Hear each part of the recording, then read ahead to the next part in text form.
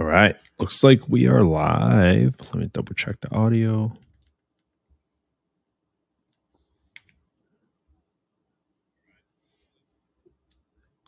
right. We're in business. Sounds good. All right. So today we have a deal. It's being marketed. It's a 4-bed, 3-bath house. 10% less than 10% entry fee, 4.75% interest rate. Cash or seller, 12 grand, 11 grand to the agent, no money in arrears. There's 11,000 of assigned fee, including transaction costs. Okay. So there's still going to be closing costs, but not the transaction cost. So just a heads up there, probably about 2.5%. That's what I'll probably leave there. Home details, built in 2018. This is a 22 square feet house, 4-bed, 3-bath. HOA 575. I believe I saw that there's a $48 HOA, so we'll have to include that one.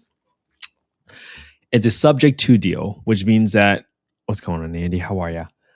And we're going to be doing is we're going to be taking over the payments for this loan subject to existing finance, which means that we're not assuming the loan, which would require your own credit, et cetera. Sometimes it might require your primary residence, but we're going to be analyzing this deal to see whether or not this is a deal for affordable housing, specifically on the Section 8 exit strategy for this property.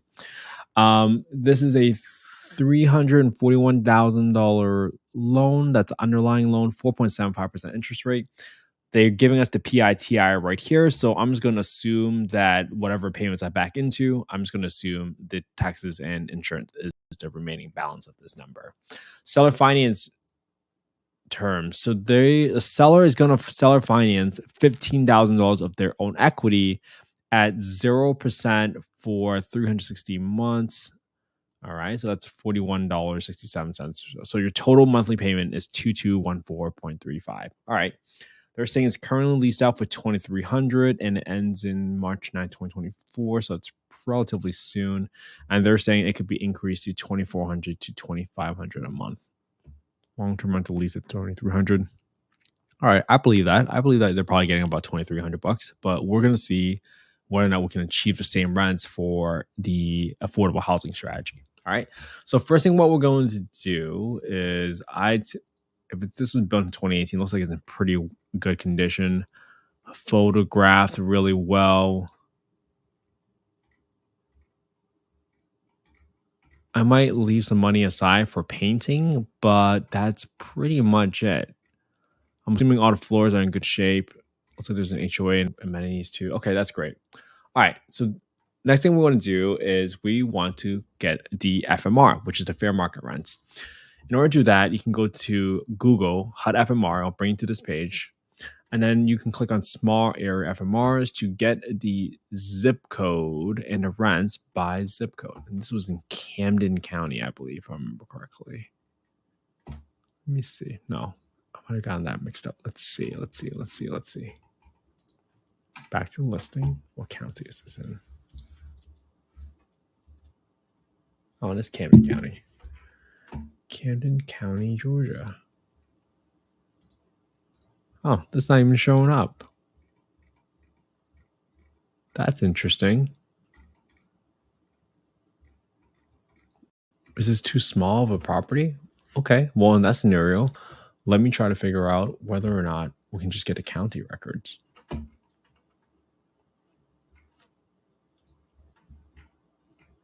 FY22 for FMRs, Georgia.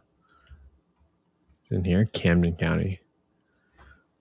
So in that small area FMR, we could not pick up what the small area FMR was, maybe because this is too rural. So what I then did was I backed up and just looked at instead of the small area FMR, I just looked at the FMR area and I was able to still collect the county. So I'm going to use this number as my fair market rent, or what I would call, quote unquote, is the rent ceiling for this property.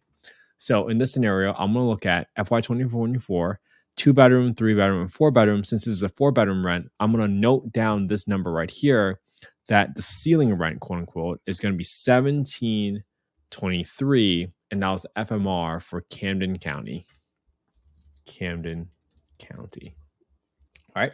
Next thing I want to do is I want to grab the market rent. So I'm going to go to affordablehousing.com, go to the owner section, plug in the address, and plug in the bedroom count, and that's going to give you, hey, on average, within a 1.87 mile radius, and I'm looking at the number on the far right there, the number here is 1,846. 1,846, which kind of lines up really nicely with that 1,723 that we saw earlier.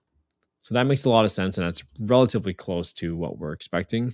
So I'm going to underwrite the property assuming a 1,723 rent because the FMR is lower than the market rent. And if this is the ceiling, then I'm going to assume that this is the max rent I'm going to get from a Section 8 tenant.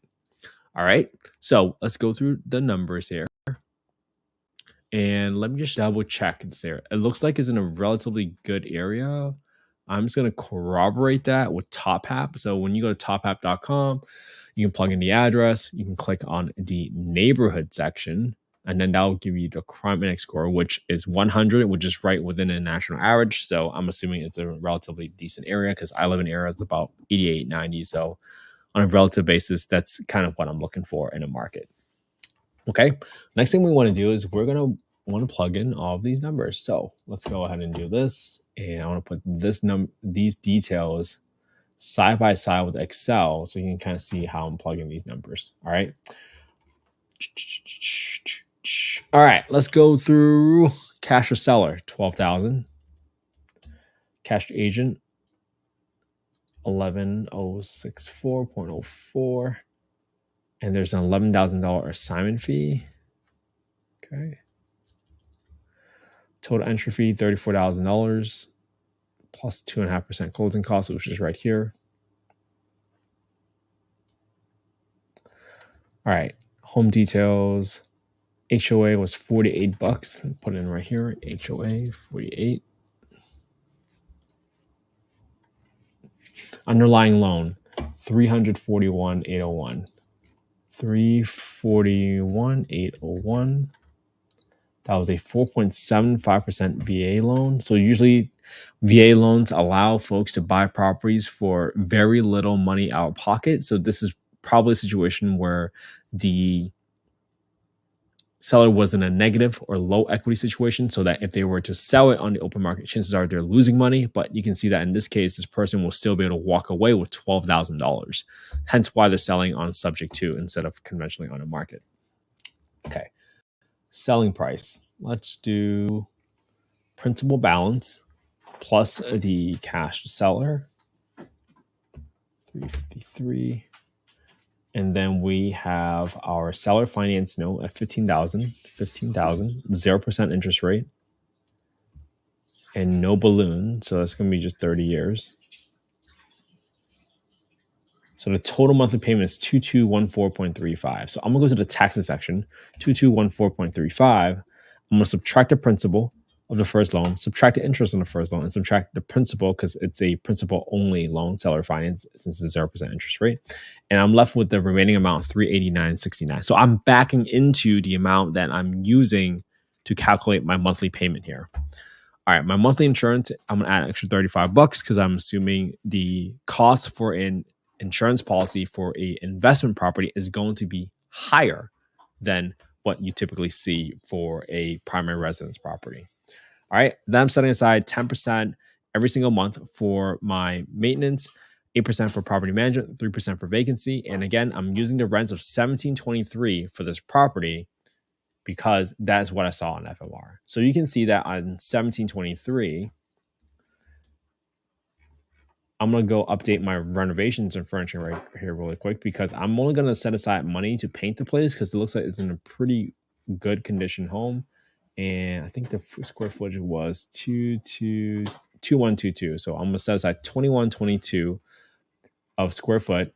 And I'm assuming $3 a square foot for my renovations. I'm not really adding any other money except for I'm going to put in like $1,500 for the roof, $500 to keep the landscaping clean for this property. But besides that, I'm not really going to be using this any more repairs. So that assumes about $11,239 rehab for this project. Now, this is how I quickly realized that this was not a deal. When I saw that the monthly income rents was $1,723, and I saw that my PITI was $2,100, that's not a deal for me because I'm pursuing a different strategy, right?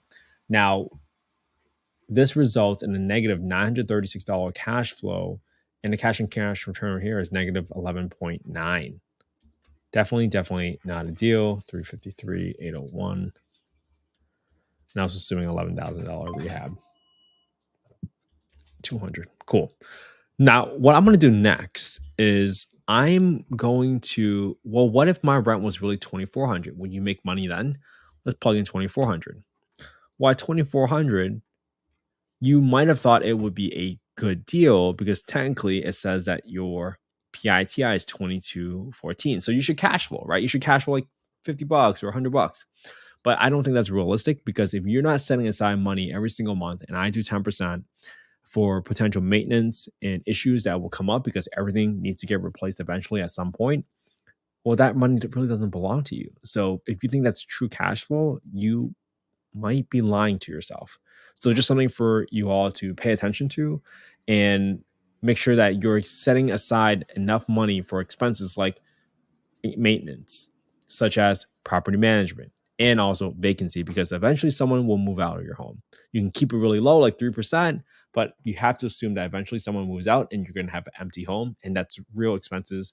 And you cannot assume that you're going to be able to fill it the next day because you're going to have to turn over the unit, get it clean, etc. All right, so this is not a deal at 1723, and that is also still not a deal at 2400, which was kind of what they were saying that is my upper limit, because technically you're still losing $401. You might think you're making like $50 or $100, but in reality, if you set aside some money for property management, that is a wrap. So that's not a deal. Cool. So that's all we wanted to kind of cover today and go through analyzing a creative finance deal that has a subject to loan in place and also has a seller finance component of it. Amazing. Hey, this was not investment advice. I'm not soliciting any investments. I hope you all can simply copy what I'm doing and analyze deals your own way. I hope you all can analyze the same deal, put it in your own YouTube channel using the same spreadsheet, and put your own YouTube channel, because eventually you're going to have partners and your partners will ask you, hey, why do you think this is a deal? And I hope at that point in time, you can direct them to your own YouTube page and say, well, I know that this is a deal because I looked at 100 other deals and they were all not deals.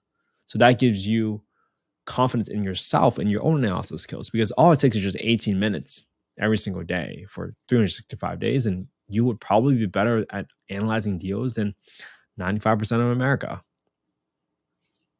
And I hope you would take this and also use it to impress upon your family, your friends, and help others.